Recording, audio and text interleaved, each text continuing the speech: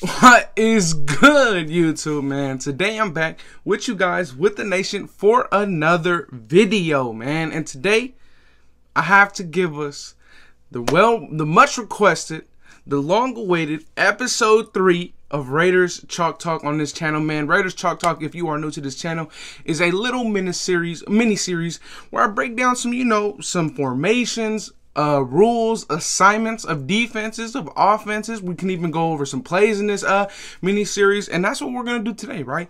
I'm gonna show you guys, and I'm gonna break down the assignments and the rules versus the run versus the pass in our cover 3 nickel package and our base 4-3 under defense. Now, you already know what's coming up next, man. Before I get into today's topic and the film and not the film, but the visuals, I have to give a big shout out to my boy Icy Nate. Yet again, comes correct with another great thumbnail. So big shout out to Icy Nate.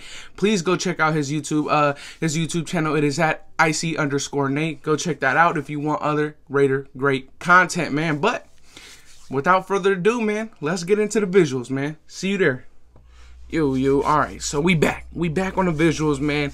Raiders Chalk Talk episode 3. We are here, live in effect. Now, as you can see, there's one big difference, because I know you see this visual. This visual might look a little bit more familiar to you guys, but as you can see, that 3 technique spot is no longer David Irving. This man wanted to dedicate his life to smoking weed, so he is not on this team no more. Now, as you can see, Quentin Jefferson is right there as that starting 3 technique. And this is just, I just wanted to show you guys what it would look like. This is the classic nickel defensive package. I got all the subs here left. So if you want to pause, those are all the guys that I think are subs on this team. Now, that's just how the nickel defense looks. So let's get into the zone assignments on a classic defense nickel package in a cover 3, because you know that's what Gus Bradley likes to run.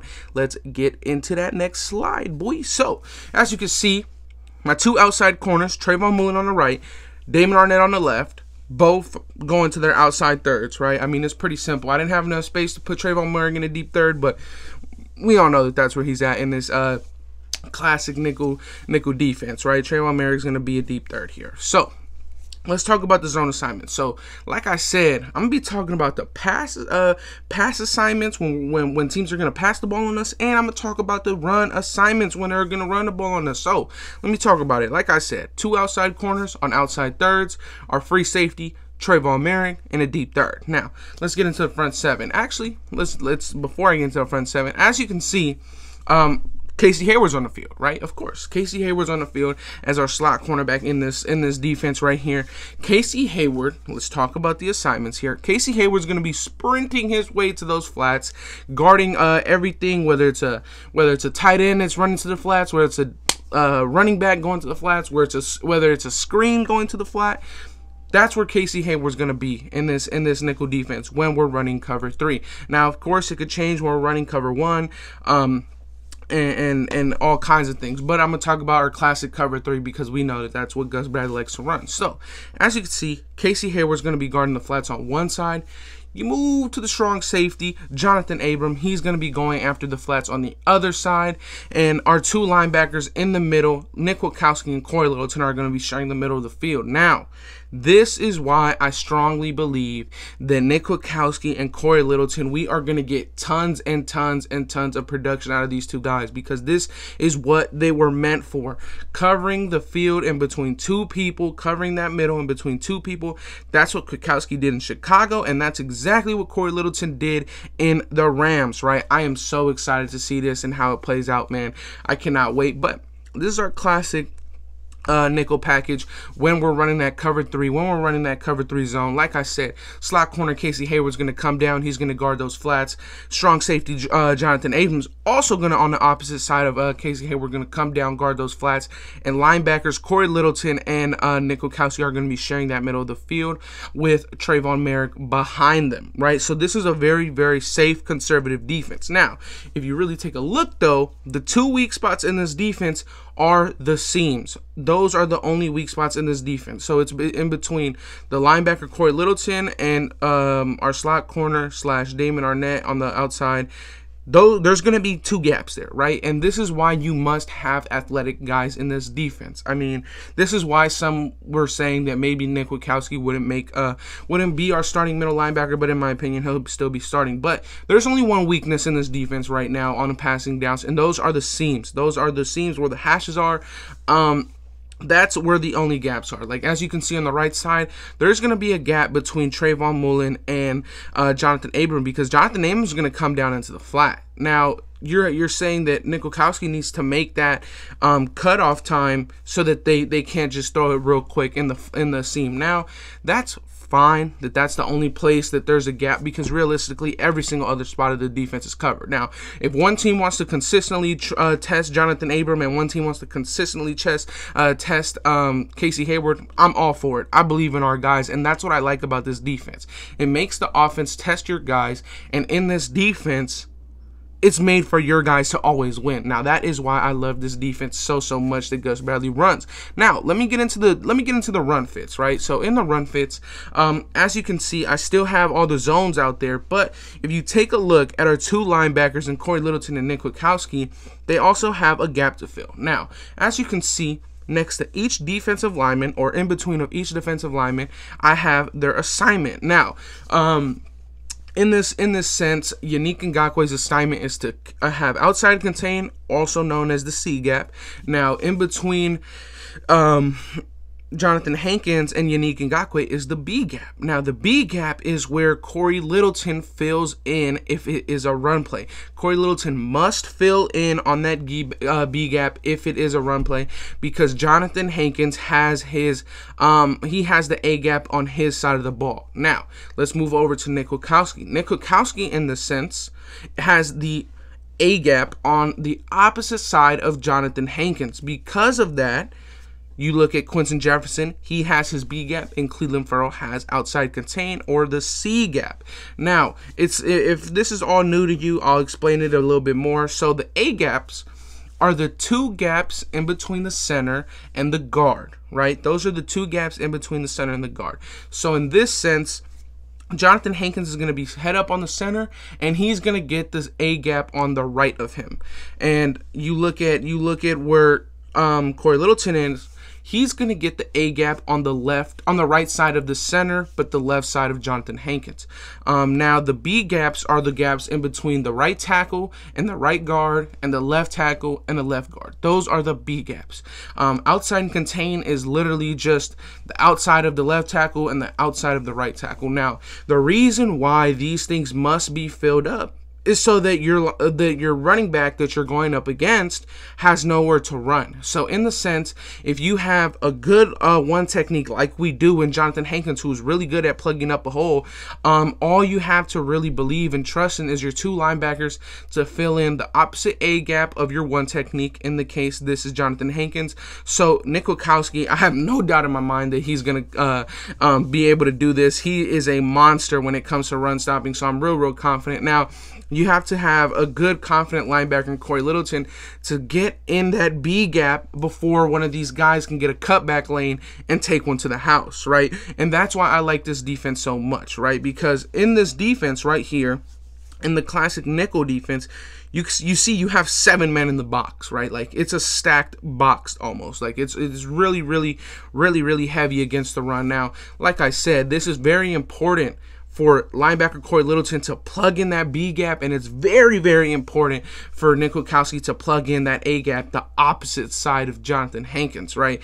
These things will completely just nullify their run game, because there's nowhere to run unless one of our guys on the outside, like Clelin Ferrell and Yannick Ngakoue, just completely get done in by the left or right tackle, which I have a good belief that Yannick Ngakoue will hold his own, and I have a strong belief that Clelin Ferrell will be able to do the same. But let's get into the next formation, and that is what we'll be in. Like, this is our classic, this is our base 4-3 under defense. This is what Gus Bradley is known to run. This is the Legion of Boom classic defense right here. The reason why I showed you guys the nickel package first is because as the years have gone on, Gus Bradley has ran that defense a lot as well. So this is what I'm going to go over now. The base 4-3 under defense. This is the classic. This is the Legion of Boom. This is where Cam Chancellor made his money. This is where Richard Sherman made his money. This is where Earl Thomas made his money. This is where all of these guys made their money. Bobby Wagner, KJ Wright. This is where everybody had their bread and butter. Now, let's talk about it a bit, right? So let's go into the, like I said, I'm just showing you guys, this is what it looks first. This is the base 4-3 under. Now, let's go into the zone, right? So the zones here, pretty simple. Looks exactly the same, but the reason why this base 4-3 under defense is so strong is because, as you can see, Casey Hayward is not in the play anymore. And essentially, your strong side linebacker, in this case, it's Corey Littleton. He's going to be playing on the line of scrimmage, right? He's going to be playing on the line of scrimmage. Now, it's real strong because this is an 8-man box, right? Jonathan Abram is playing like as if he's a linebacker right here. You have your will linebacker in Nicholas Morrow, and then you have your strong middle linebacker in Nick Kwiatkowski. Now, this box is stacked. You don't even have 4 DBs on the field right now. You have 7 linebackers, or seven basically big man with your front 4, and then your 3 linebackers, but then you have your sub linebacker in Jonathan Abram, right? Like, this is a stacked box right here. You cannot run the ball on this team if every single person on this team plays their assignments to where they should. Right now, let's go same thing. Instead of Casey Hayward playing the flat, now that Corey Littleton on this side is going to be playing on the line of scrimmage, he's going to go to the flat. Then on the opposite side, yet again, Jonathan Abram is going to go to the other flat. And yet again, instead of Corey Littleton and Nick Kwiatkowski playing the middle of the field, you have Corey Littleton and Nicholas Morrow playing the middle of the field. Now, the last time that we saw Nicholas Morrow and Nick Kwiatkowski play the middle of the field, that was the Saints game, and Nicholas Morrow got a pick, right? So this is a real good base defense to play, right? Because it's pretty basic in coverage. Everybody has their assignments. It's not hard. Like, you can play this defense as fast as you can because there's not many assignments. It's not like the Gus Bradley defense where when you were in the nickel, like I'm about to go back here, instead of our strong safety being right here to play the flat, Gus Bradley had our strong safety, Jonathan Abram, playing in a split 2 deep high safety defense, right? So he wanted to guard the pass like way too much, and it had our guys out of position. So instead of Jonathan Abram being right there next to Nick Kwiatkowski, you had Trayvon Merrick basically more to the left, and Jonathan Abram up high. So we were really bad against the run for that reason, right? I mean, it sucked. But this is why this defense is so much better, because you have so many guys. You have Corey Littleton, Nick Kwiatkowski, Nicholas Morrow, Jonathan Abram, and your front 4 all going after the run. Like, this is very important, right? So let's talk about it. Yet again, Damon Arnett, Trayvon Mullen are your outside guys, deep thirds, right? Those guys are playing your outside thirds. They're going to guard what's on the outside on their third, right? Same thing. Trayvon Merrick going to be guarding his deep third, his middle third. He's going to be playing that post safety role. Now, like I said, Jonathan Abram, he's going to be running to the flats. Same thing with Corey Littleton. But the reason why this defense right here is so good against the run is because Corey Littleton, like I mentioned before, he's on the line of scrimmage. So he can essentially react to the run just as quick as our defensive linemen. Now, what this does, though, is that it doesn't put Corey Littleton deeper in coverage. It puts him, you know, but the good thing is that Corey Littleton is very athletic, and he showed this off with the Rams. He's athletic. He can get by. He's quick. So this is why it's good to run this defense with a guy like Corey Littleton, and that is why apparently Paul Gunther didn't like him so much, because their defenses were completely different. Now, let me go to the next slide, right? So in this slide right here, you can see the assignments of each guy. Now, like I said, Corey Littleton's on the line of scrimmage. So we're here in this assignment, right? Yet again, you have defensive end Cleveland Ferrell. He's playing the contain. Then you have your Leo slash Yannick Ngakoue, he's also containing, but he also has help from Corey Littleton. Corey Littleton is also containing with him. He's helping him on the contain. This is why this defense is so strong against the run. This is why the Legion of Boom were so dominant, because it forced their teams, the teams that they were going up against, to pass the ball. And like I showed you, there isn't many creases in this defense. The only time there's a crease is in the hashes, in the seams. I mean, if you want to test those guys all day, be our guest, right? This is why this defense is so dominant. But let me get into the run fits, right? So like I said, Corey Littleton is going to be helping out Yannick Ngakoue, or you can swap it. Yannick Ngakoue can be on the other side and he can be helping Clelin Ferrell. But in this visual right here, he's helping out Yannick Ngakoue really contain that side, really lock down that side so that nothing goes outside. And then you see the middle linebacker, the strong run stopper he is. Nick Kwiatkowski is going to be shooting down into that B gap when they try to run the ball. And yet again, Jonathan Hankins is going to guard his side of the A gap. And then our weak side linebacker in Nicholas Morrow, or it could be Divine Diablo, are going to be spilling down, guarding the opposite side A gap of Jonathan Hankins. And then yet again, it's pretty simple. Quinton Jefferson gets his B gap, and defense and Clelin Ferrell gets his contain, gets outside containment, doesn't let nothing go outside. And that's why this defense is so strong. The reason why this defense is so much stronger is because against the run is because you don't have another defensive back out there. You know, in the nickel package, we had a defensive back instead of basically essentially Nicholas Morrow in this sense, right? Because Nicholas Morrow wasn't out there. It was Corey Littleton and Nick Kwiatkowski. So you have another linebacker instead of a defensive back, and that's why this defense is so strong against the run. That's why this defense forces guys to really pass the ball, and that's what we want, right? That's why we added guys like Quinton Jefferson, Yannick Ngakoue, Malcolm Kuntz. We still have Max Crosby. You know, we have all these pass rushers, right? Because we want to stop the run, and we want them to know that we'll stop the run, so that it forces them to pass, so that it forces them to test Jonathan Abram in the flats, and it forces them to test Damon Arnett, Trayvon Mullen, and our best free safety that we've had in years in Trayvon Merrick. Like, this is what we want, Raider Nation. Like, this is how Gus Bradley will probably be running this defense.